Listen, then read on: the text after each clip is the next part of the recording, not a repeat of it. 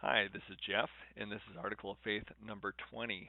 And this is on the doctrine of the cross. And this is it's funny that this one slipped down to number 20 because it's such an important doctrine. But we also touched on it in a number of different areas. And so um, if you want to see the past ones of these, I do keep them on my YouTube channel in a playlist called Articles of Faith. Um, but anyway, I just want to reflect a little bit as I've been going through this now, and it's been 20 weeks. It's amazing how, as I've soaked them in, how many times these have brought clarity to discussions concerning faith in my own life. So hopefully they're doing the same for you. The first one is from the Methodist Episcopal tradition, and it's of the one oblation of Christ finished upon the cross. One oblation. We don't use that word that often. The offering of Christ, once made, is that perfect redemption, propitiation, and satisfaction for all the sins of the whole world, both original and actual, and there is none other satisfaction for sin but that alone. This is one where I feel like I could almost highlight the whole thing. Um, it's the offering of Christ, meaning the cross, and that it was once made. Um, they're going to talk about that in the next half of this one, but there's some ideas that you need to redo it through that we're basically offering Christ again through communion. And I love that it says perfect. Perfect in three ways: redemption, propitiation, and satisfaction.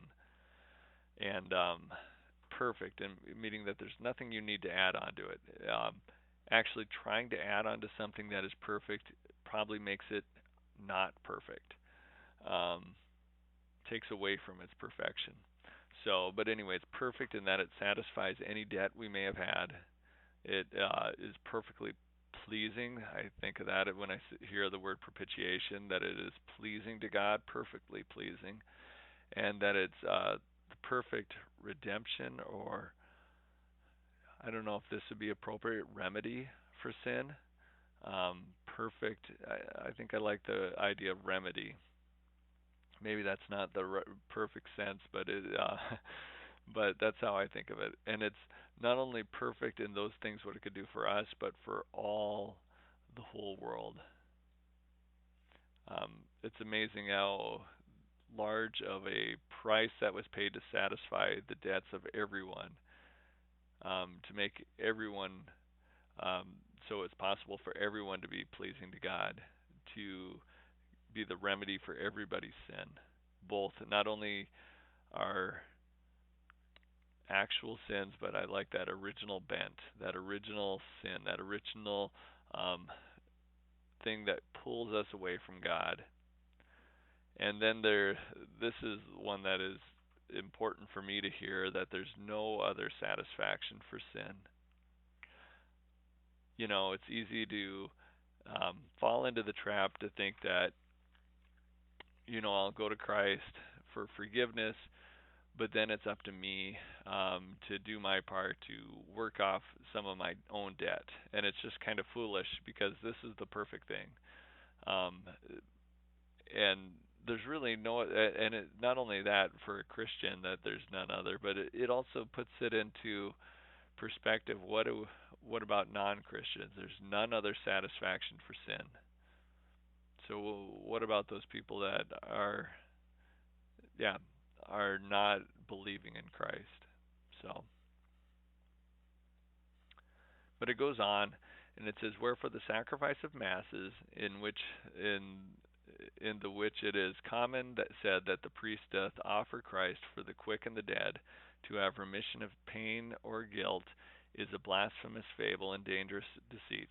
And I googled this, and actually, the sacrifice of masses is what I googled, and the Catholic Church still teaches that.